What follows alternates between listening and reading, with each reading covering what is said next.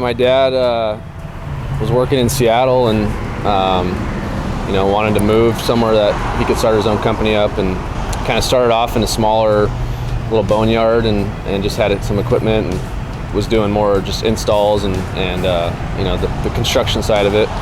And ever since then it's just kind of grown into what it is now, and just worked at it, and he's a hard worker, and he did what he had to do to get it to where it's at now. So kind of came here after college and got started and didn't want to leave, so it's been good.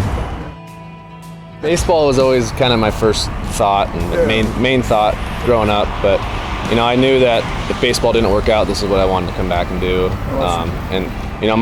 Our dad didn't pressure us into anything. He always said, go after whatever you want to do. If you don't want to work here, then work somewhere else.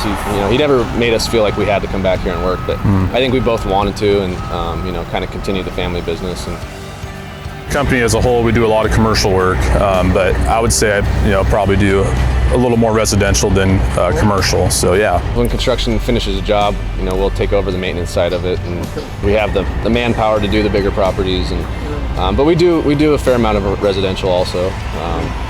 As far from mowing all the way down to spraying and fertilizing, we do a little bit of everything.